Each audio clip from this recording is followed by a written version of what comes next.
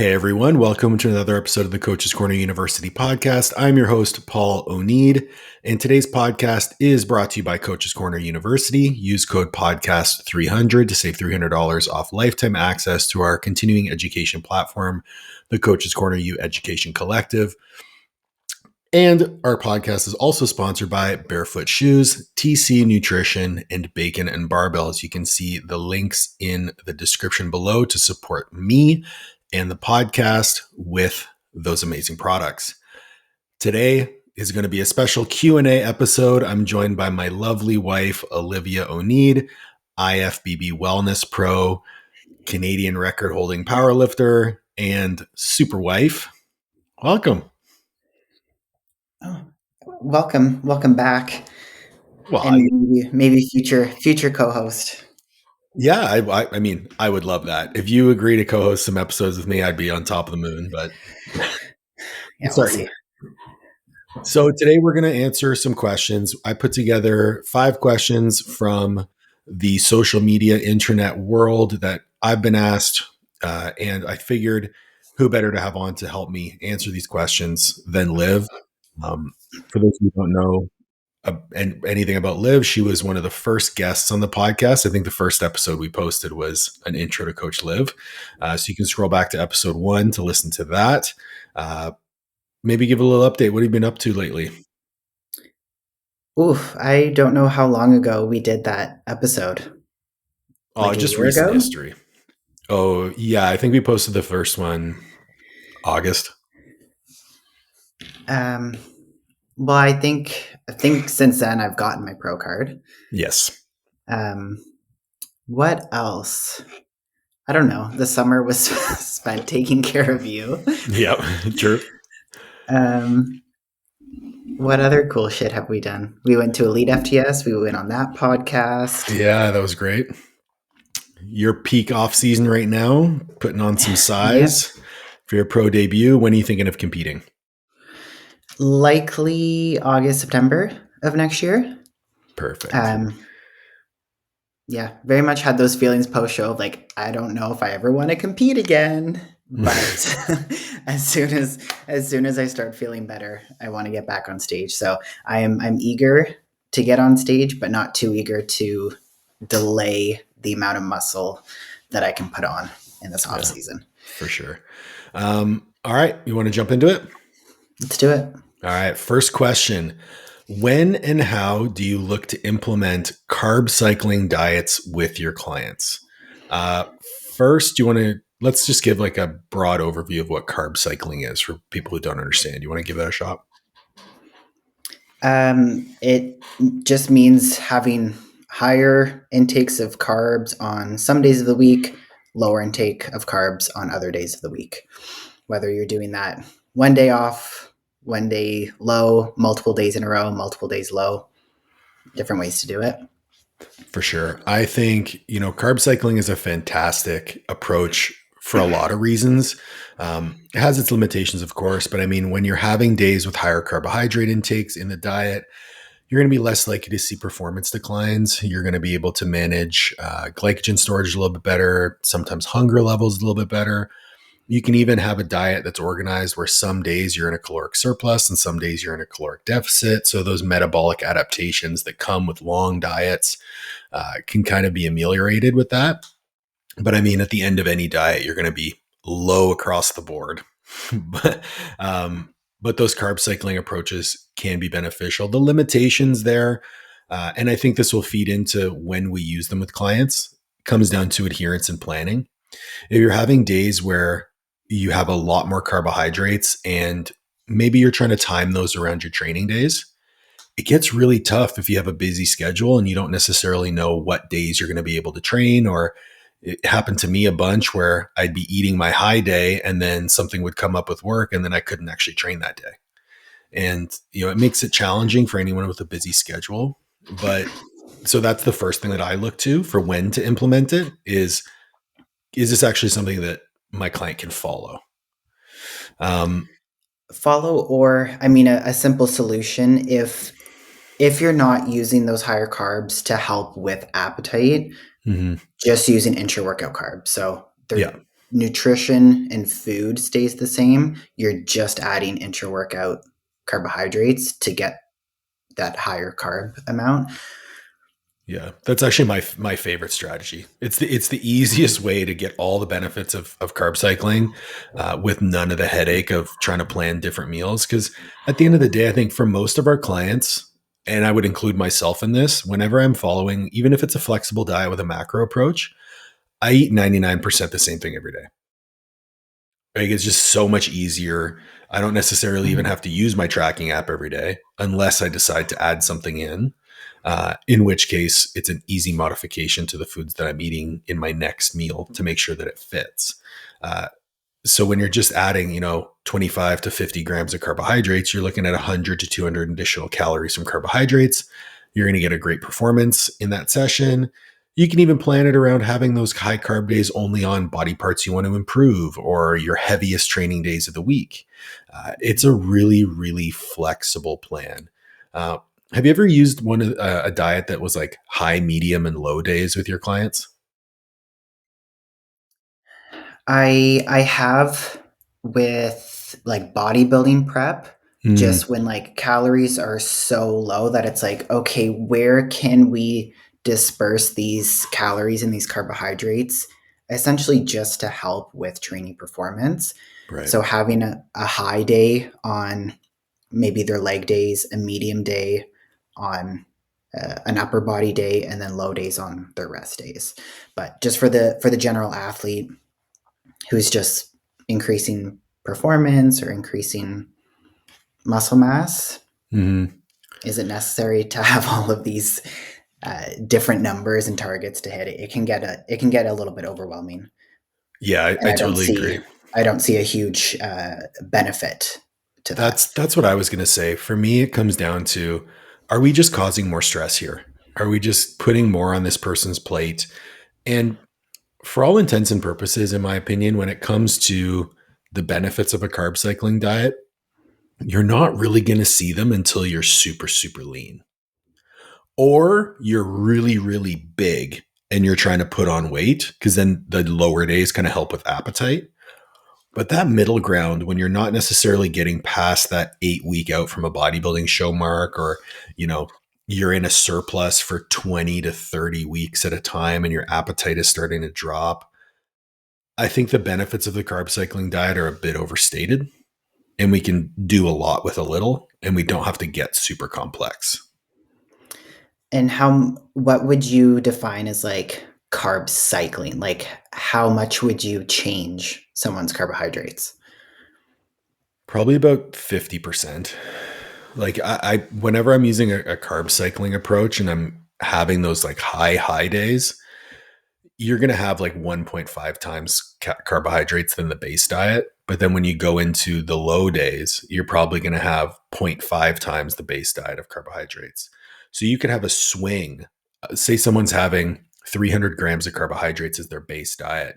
You could have a swing of 300 carbohydrates in either direction. So you're either at 450 or you're at 150. And when you're doing that, it also becomes extra important. So say we're in a weight gain or a weight loss phase, the amount of weight fluctuation that you have throughout the week, because you're getting these massive fluctuations of hydration from those additional carbohydrates, you really have to be super tedious with that weekly average body weight when you're looking to gauge progress and look at pictures, because the athlete's going to look a lot different. Say they had their high day the day before they weigh in and take pictures, versus the next week, maybe their training schedule changed. They have their low day and then they take pictures. It's going to be a lot different. So it does get tedious for both the coach and the client when implementing these carb cycling approaches. Well, so then with your carb cycling, if you're going to increase carbs up to 1.5 times, Mhm. how often are you doing that? Because then where's the line between a refeed day and calorie cycling? Right. So for me, it becomes a factor of weekly average calories. So I would make sure that my weekly average calories over the course of the diet, even if I keep those high days the same. So say you're dieting someone and you have three high days, three medium days, and 1 low day.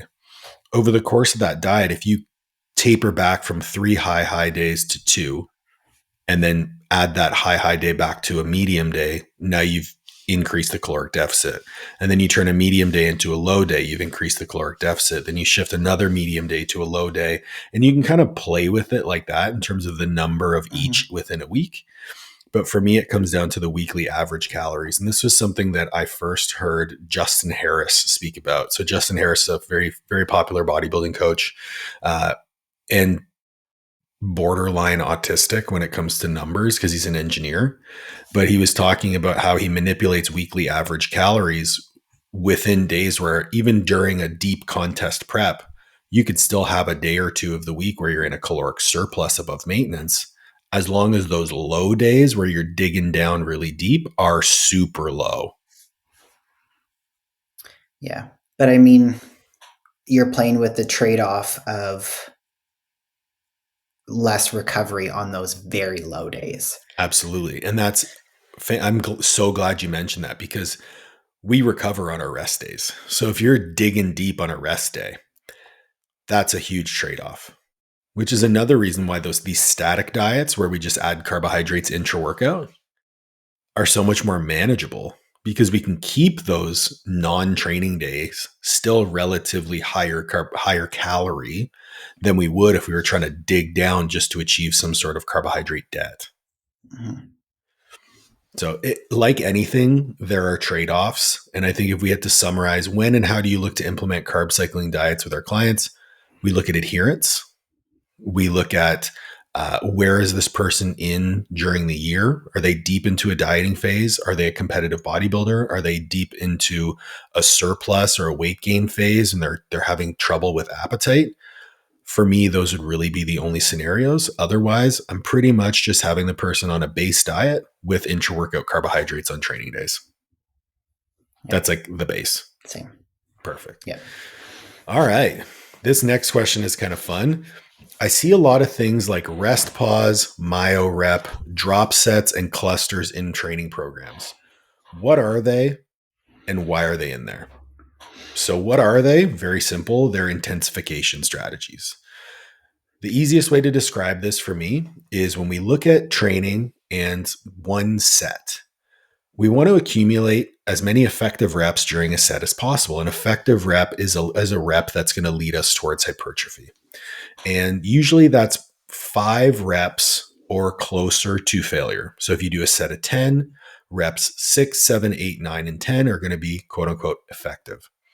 When you're using these intensification strategies, it's a way to add effective reps to a single set. So most of them are going to involve slight rests in between mini sets, or in the case of a drop set or a cluster, you're training a little shorter of failure and you're just decreasing the load or decreasing the number of reps per set with the cluster. Rest pauses, myo reps, and cluster sets are variations of cluster sets, but just done a little bit differently. The only one that varies is the drop set, but that's probably the one I use the least because it's kind of tough to gauge like how much you're supposed to drop on certain exercises. It's also going to be the one where you accumulate the most fatigue.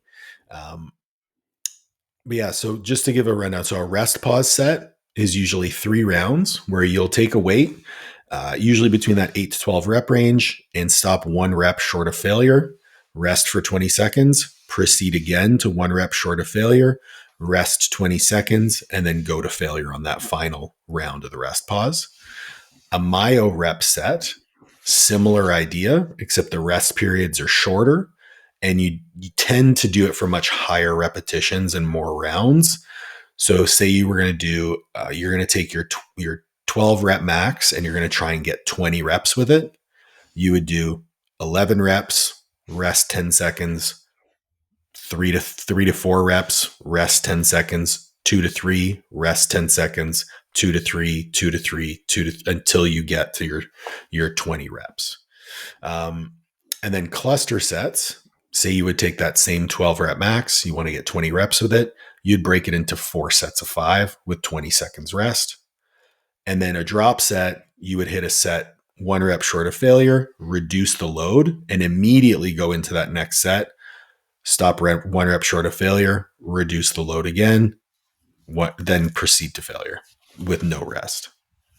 So you can see with all of these strategies, the drop set is going to have the most total repetitions within it, which is why it's going to create the most fatigue. So we described what are intensifier sets. When would you use them, Liv? I would use them as a way to increase someone's effective reps essentially without increasing their total volume Of sets. of sets. Okay. Because if you're doing straight sets, to get those last effective reps, you're still accumulating that volume to get to those final reps. Mm-hmm. Right? Whereas if you're, instead of adding an additional set on, you change that last set to a cluster set or a rest pause, you're getting those effective reps without the additional volume added to it. Yeah, absolutely. So the additional volume would often people will call it junk volume because there are repetitions performed that don't necessarily lead to hypertrophy. I've also found for me, like, it's also more fun. I was going to say, it also just like teaches you how to train fucking hard. Yeah. Because if you program someone 20 reps with their 12 rep max or what they think is their 12 rep max, and you say, okay, keep going until you can't go anymore, they're going to get a good idea of like what failure actually feels like and when that weight is physically not moving anymore. Absolutely. It's a great teaching tool, I find, especially rest pause sets where you get a client who's like, oh, I stopped one rep short of failure, but then I rep matched after the rest pause. I'm like, what?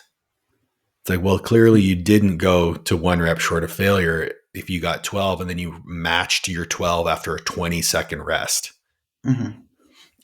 And so it's a great teaching tool, even if you're just looking at a client's logbook to know, like, okay, what are we really trying to accomplish here?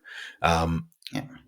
And for me as well, there's also secondary and tertiary benefits here, especially when you look at like the different metabolic adaptations that you're getting. So something like a cluster set where you're not necessarily going to be hitting failure on the first clusters, and you may not even hit it at the end, but you're still doing more total reps with some sort of rep max. Say we pick that 12 rep max and we do 20 reps. You still did 20 reps with that 12 rep max. You're building a ton of tissue tolerance there. You're building a ton of metabolic adaptation there. When it comes to even increasing mobility, as you start to fatigue, your mobility will improve because your central nervous system will kind of be relaxed. You'll be able to yield into those weights a little bit more. When we talk about rest pause sets, especially when they're used on bigger compound movements, it really teaches you how to dig deep and put max force into these weights.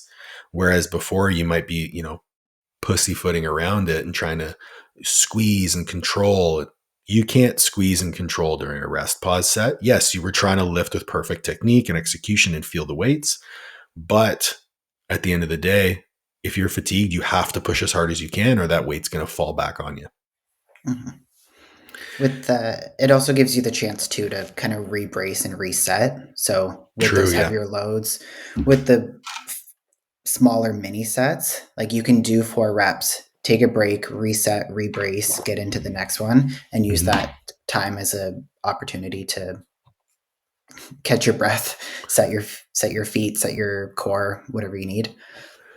Yeah, we also found, like, when we did that workout together and I coached you through it, shameless plug, follow me on YouTube, Oneid_MAP. I led Liv through a workout and we actually found some exercises are just more suited to different intensification strategies than others. Certain exercises where there's a big impact on bracing, you might not want to do a rest pause set because it's just impossible to brace for that number of repetitions under fatigue. So you might opt for a cluster set, or something of that nature. When you're looking at implementing these things for clients, who are the clients that you might say, okay, this person's ready for it, whereas other clients are like, okay, we're just going to stick with straight sets? Um, People who know how to lift and control their body. Yep. Because there are people who, as soon as they reach closer to failure, they're just like moving all over the place and don't have any Yeah. control. Yeah, for sure. Um, Also, someone who can handle the amount of stimulus and fatigue that it's going to add to their training session, and who are going Yeah. to be able to recover from it. That's a really good point, cuz so when we look at effective reps, those are the reps that yes lead to the most hypertrophy, but they're also the reps that are the hardest to recover from. So if you're throwing an intensifying strategy in there where so let's use that 10 rep mark. So say you do a set of 10 to failure, you're getting 5 effective reps. But say you use that same 10 rep max and you perform an intensifying strategy that allows you to get 20 reps or 18 reps. You went from 5 effective reps in a set to adding 8 more effective reps. So 13 effective reps in a single set. And each rep past your quote unquote rep max is going to be even more fatiguing. So dosing of these things is important because if you're putting intensifying strategies on every exercise, that recovery debt is going to be massive. Yeah, you have to pick and choose where to add them in, and also like a intensifier on a main compound movement like a leg press is going to be a lot more fatiguing than doing it on a leg extension or a leg Absolutely. curl. Would you ever do these on like squats or deadlifts or bench press? The risk versus reward is a little too high on those types of things. Yeah, I would agree. I would agree as well. You definitely want to use an exercise that is externally braced where, your core and lower back are not going to be the limiting factor. And I think as well, looking at skill acquisition, a squat, bench, and deadlift are going to be very high skill movements. So if you are increasing a lot of fatigue there, the chance of technical degradation is going to be way too high for it to be worth it. So definitely reserve these strategies for those externally stabilized movements. Yeah, I mean, even when if we're looking at like a like dumbbell shoulder press or something, that's not really Yeah. something I would apply it to, because the amount Ooh, of yeah. it takes to like set the dumbbells down and then kick them back up when you're already tired trying to get in like those last Yeah. that last set of 2 or 3 reps. Is it really worth it? No, and especially like if you dump the dumbbell backwards, that rotator cuff Yeah, too. Cool. All right. I think we crushed that one, I think. Yeah. definitely. Oh, there's Uh, also one more thing that I was thinking as you were talking, yeah. is all of these little like training things like loaded stretches, partial reps, Hmm. and all of these optimal training fads. Yeah. And it's like, okay, we can get all of that plus actual full range of motion reps Mhm. all kind of combined. So it's not picking one or the Yeah. other. It's like, okay, let's add all of these in and get a That's a little benefit of everything. that's a great point. One of my favorite things is when people talk about these intensifying strategies, but then they don't actually know how to train with any intensity. Mhm. It's like, "Yeah, I did a rest pause set." It's like, yeah, cool, but you didn't reach failure on any of the mini sets. Yeah. So, did you really do a rest pause or did you just break up your set into 3 mini sets? Yeah. You just made your set really long Yeah. and Uh, pointless. all right, next question. Maybe it's TMI, but I've been having trouble with my digestion. What sorts of things can I be doing with my nutrition to improve that? Whenever a client says this to me, at first I'm like, it is not TMI. I want to hear all the poop talk, because the poop talk is very important for understanding how your gut is doing, Mhm. how you're absorbing and partitioning all of the calories that you're intaking. But when someone first comes to me with that, one of the first things I look at is Mhm. fiber intake and food quality, Okay. to make sure that fiber is in a good spot. Um, What's a good spot?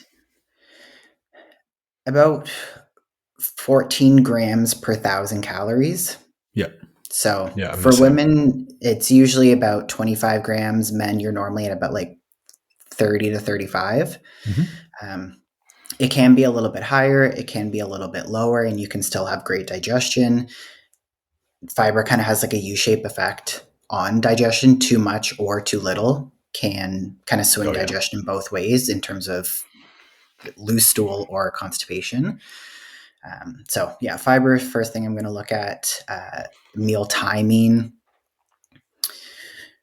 hydration, stress, oftentimes, and actually I'll say first, tracking the changes in your digestion. So how often is the constipation occurring? How often is the loose stool occurring? Are we noticing any patterns? Can we link that to stress management? Can we link that to changes in your schedule?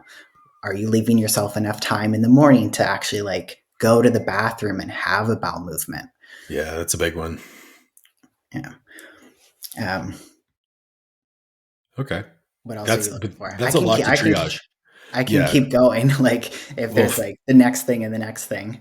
yeah, for sure. So I think that's a lot to triage, and I think for most people, most of the time, they equate like, "Oh, I'm having a little bit of bloating." It's like, okay, well, that's not necessarily a bad thing. It doesn't happen every day. It could have been, some random thing. Maybe you ate some rice that had been in the fridge for too long, right? We're eating bacteria all the time. Our gut is full of bacteria, and these are the things that we're going to deal with. Now, where it becomes a problem, as you mentioned, is if we can identify some trends. Like a client reached out to me yesterday. Hey, after I eat this specific meal, I'm having digestive issues. It's like, okay, cool. What's in that meal? You can kind of start to triage. Some of the things that I look for when it comes to digestion issues, I also look at fiber throughout the day, but I also look at fiber per meal. Because a lot of, especially bigger guys, when it comes to eating vegetables, they just don't want to eat them. So they'll eat all of their vegetables in one meal. It's like, well, Mhm. yeah, you just ate 400 grams of broccoli in a single meal. You're probably going to have some digestive upset. Yeah. The I other think thing is, yeah, go anything ahead. over like 10 grams of fiber in one meal is going to be a lot of stress on your digestive system to break down. Right, because fiber does slow digestion, right? Because it's going to bind to the things in our digestive tract and help it move along. And whether it's soluble fiber or insoluble fiber, it will slow that digestion. And you need a balance of both. So if you have, if you have someone eating a ton of psyllium husk, right? But they're not having enough fruit. They're not having enough vegetables.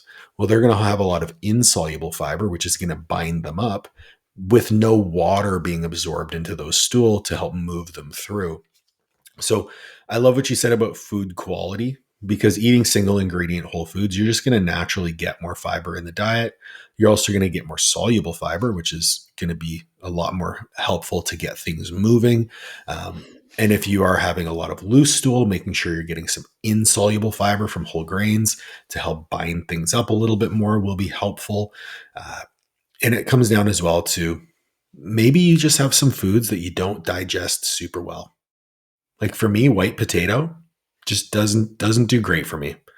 So I don't eat very much. And if I have potato in my diet, it's usually sweet potato and I'm totally fine. Yeah. There's a million and one things it could potentially be. But I think in terms of troubleshooting, we hit the nail. There's a lot of different rocks we can look under. What might you do with a client who's done all of these things but still experiencing some GI issues? I would look at adding some probiotic foods, Okay. like sauerkraut, kimchi, kefir. Some Greek yogurts have live cultures, just to help with that gut bacteria balance. Hmm. See if that helps at all. We can also look at, I mean, with really slow, like if someone's dealing with very slow bowels and going days without having a bowel movement or constantly constipated, Hmm. looking at thyroid as Okay. well. Um, There we go. Fermented food, looking at thyroid. I like to do. I will do a stomach acid test. So having Yes. a teaspoon of baking soda fasted first thing in the morning, and then measuring the time it takes you to burp. If you're taking longer than like 3 to 4 minutes to burp, it could be an indication of low stomach acid, which means that the food that you're eating isn't being processed properly in the stomach before it's entering your gut. Um, which is going to be very, very important if you have a high protein intake, because high protein intakes tend to require more acid to digest, and protein that remains undigested is going to be really slow moving through that digestive tract, and it will ferment. So if you're having like really sulfurous farts, it's definitely going to be because your stomach acid needs a little bit of love. And if you want to address that, you can go with some digestive bitters or apple cider vinegar before meals, or even just a betaine HCl supplement will help with that as well.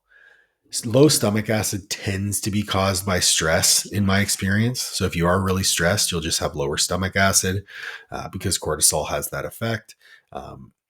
So looking to decrease your caffeine intake, do a little bit of deep breathing before you eat, making sure they're eating at, looking at meal hygiene. So sitting down to That's, eat yeah. your meals, chewing your food effectively. These are all things that can help with digestion. Yes, they're not fancy, but they absolutely work. Yeah. Eating slow, sitting down, being in like a low stress environment and Yeah. state when you're eating, going for a walk after and not just sitting all day after you eat can Mm-hmm. do a lot for gut motility. Um, Shoot, I was going to say something and I lost it. Did I interrupt you? Yeah. Oh, probiotics. Probiotics. Yeah. That's a thing that I think people reach for immediately anytime that something is Yes. going on with digestion. Are they going to do anything? Probably not. Yeah, probably not. Yeah. No, there's not enough evidence on probiotics anyway. Yeah. I mean, unless you're coming off of using antibiotics, I personally see no reason to include them in a diet. Yeah. I would instead just focus on like the prebiotics from your fiber Hmm. and probiotic foods. Agreed. Agreed. All right, next question. This is a big one, kind of pertinent, especially because this podcast is getting posted next week. Eating around the holidays is giving me a lot of anxiety. Yeah, a lot of people have that. How can I enjoy my holiday season while not destroying the progress I've made up until this point? Oof, that hits It's home. I used to have a lot of anxiety around eating over the holidays, mhm. and for me, this is something that you actually helped me with, because having a nutrition coach as a wife is very, very beneficial when dealing with your own nutrition issues. Uh, it really helped me to define what a successful holiday season would look like for me. So going into the holiday with an expectation of this is how I would like to handle it gave me some concrete goals to look at, to know that, all right, well, if the goal is to maintain my body weight over this next 2 week period, how do I need to eat in order to make that happen while still enjoying the food that I love eating and spending time with my family? The other thing that helped me was making sure that I kept in mind that the holiday season is about family, and it's about friendship, and it's about gathering.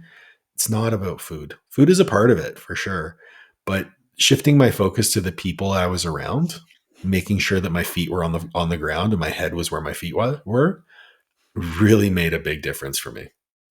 That's something that I mentioned to one of my clients the other day because she struggling with allowing herself to not do all of the things like training, making sure she was getting her steps and like all of the things on Thanksgiving.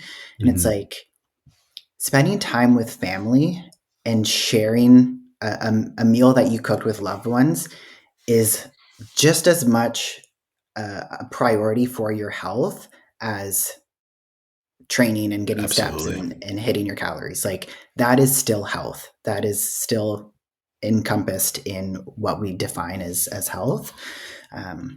But going in, understanding that like there is a spectrum, and it doesn't need to be black and white in terms of how you need to approach the holidays, Right. or what's the right way to approach the holidays, right?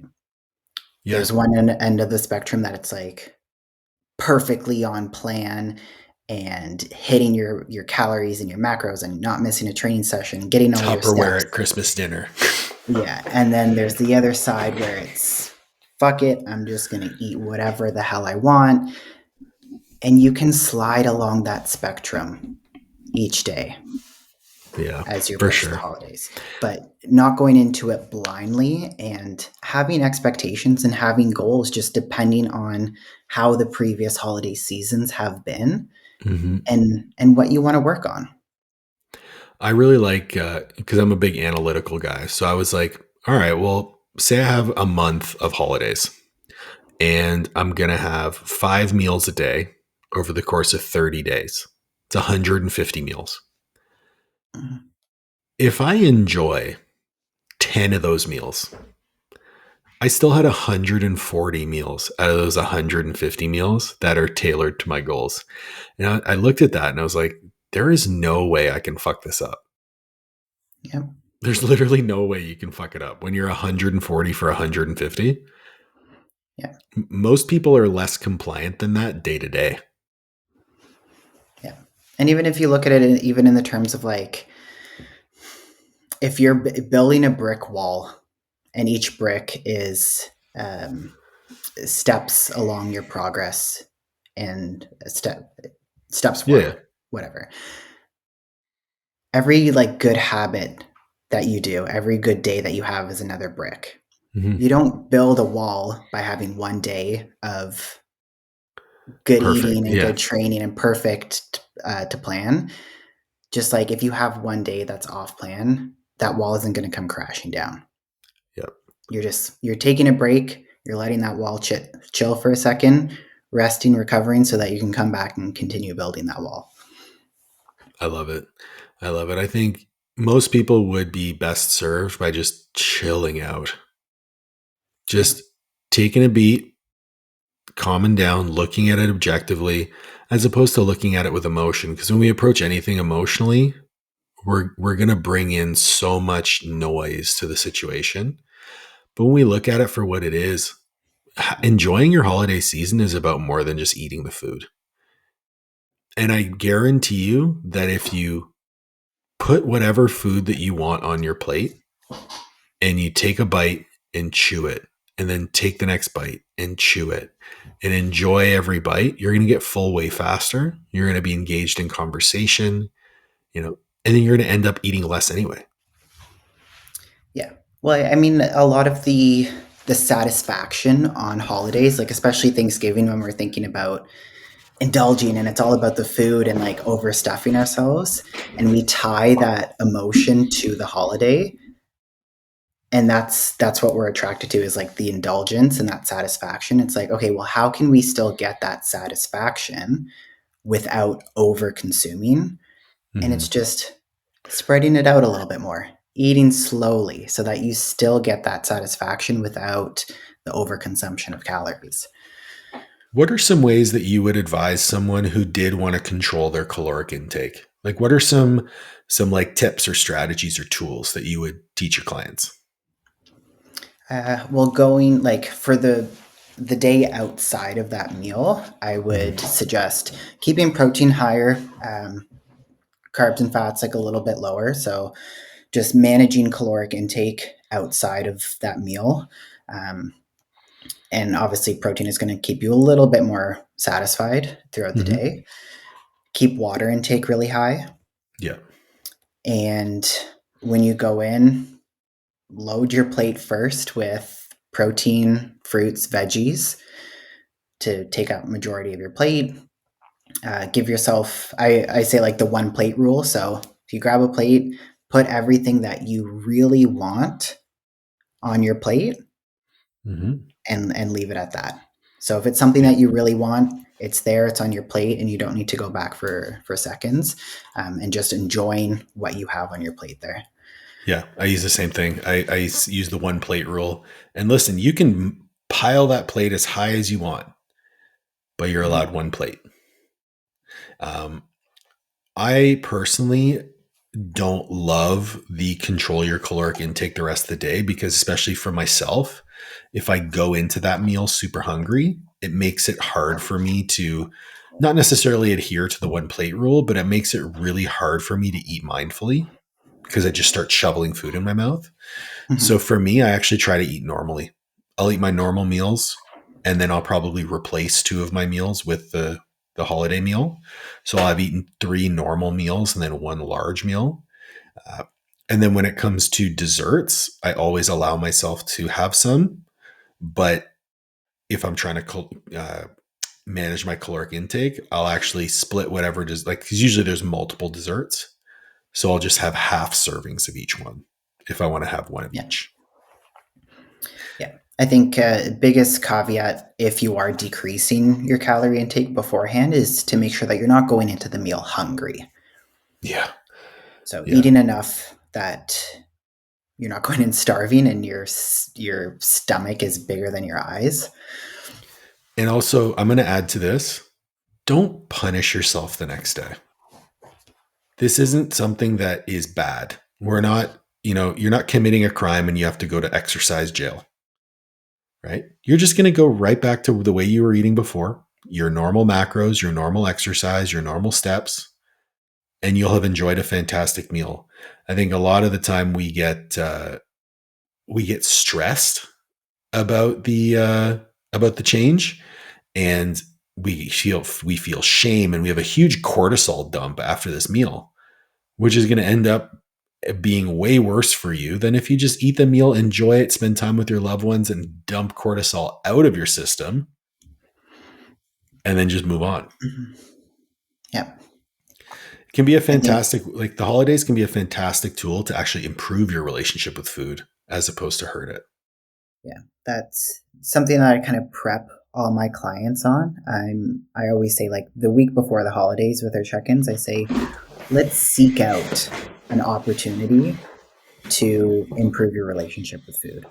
I love that. Let's seek out something that you've struggled with and go into it expecting it to happen, and with a game plan of how you want to manage it better, and Mhm. come out of it with a win. No matter how the day goes, even if you do end up overindulging, maybe you went in saying, I'm only going to have one alcoholic drink. I Mm, mean, if you can go and stick to that, fuck yeah, that's a win. And you handled it better than last year. perfect. Last question that we're going to tackle. I want to improve my physique and stay strong in the big 3 power lifts. How do I prioritize both goals at the same time? This is your wheelhouse. Manage recovery. Cool. the Podcast over. Yeah. Um, the big three, so barbell movements are going to be highly fatiguing on Mhm. the CNS mostly. Yeah. So they are going to require more recovery time in between. So if you want to balance that with the amount of training volume and effective reps that you need to put on muscle mass and get hypertrophy, the amount of barbell work will need to come down to offset the amount of volume work that you're doing for the accessories and the hypertrophy work. Yeah. So finding it may be different for everyone depending on what your life looks like outside of the gym, how Right. well you're sleeping, what your nutrition looks like, what your stress management looks like. But finding that balance where you're recovered and you're able to continue to progress each week that you're coming in the gym and doing Mhm. those lifts. Yeah, you couldn't have said it better. To me, it just comes down to recovery and knowing what you can handle. And obviously, to figure that out, you'll have to toe the line a little bit. But once you figure out where that line is, hovering just under that line so that you do just enough squatting and just enough squatting, just enough benching, just enough deadlifting, so that you can still get in the requisite amount of volume that you need to build muscle. And like you said, that's going to be different for everyone. One of my favorite strategies to use in this case is I actually just alternate weeks. So like if I have somebody who wants to squat, bench, and deadlift, but is more so focused on building their physique, I'll just sub out. So like one week will be a bench press. The next week will be a dumbbell incline press or a barbell incline press, or even a machine press of some kind.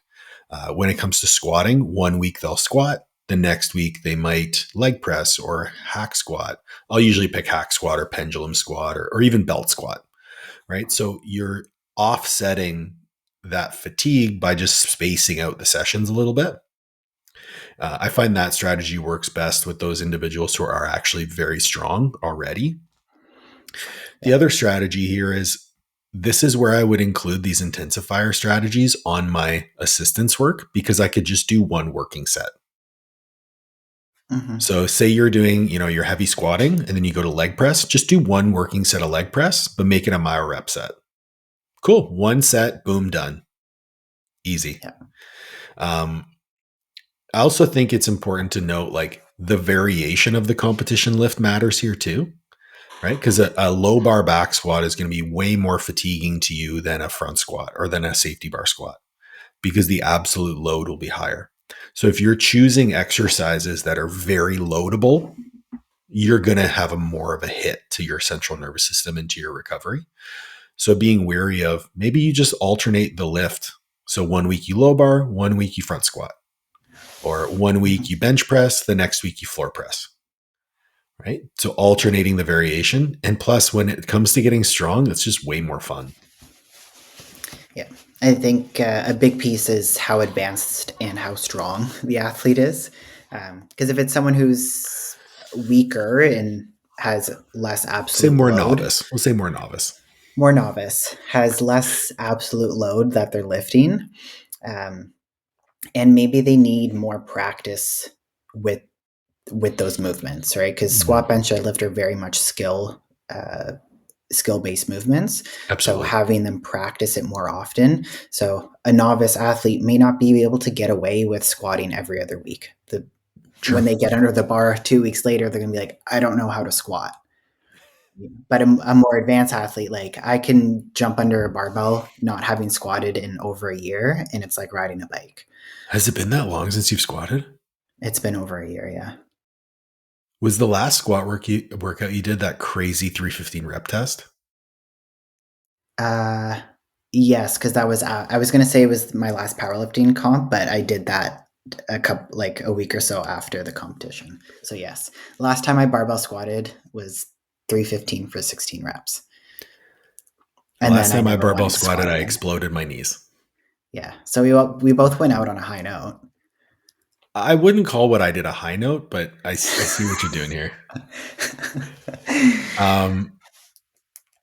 Liv, thank you so much for joining. I really appreciate you filling in, and I would love to make these Q&A sessions more of a regular thing. So if you enjoyed this, please make sure to drop a note in the comments. I'll have links to where you can find Liv and our company, Master Athletic Performance, in the description as well. If you're interested in coaching, visit www.masterathletic.com, and you can work with myself, Olivia, or any of our other 5 coaches. I guarantee you that we are raising the bar for online coaching and doing the best job that we can for the people that we work with.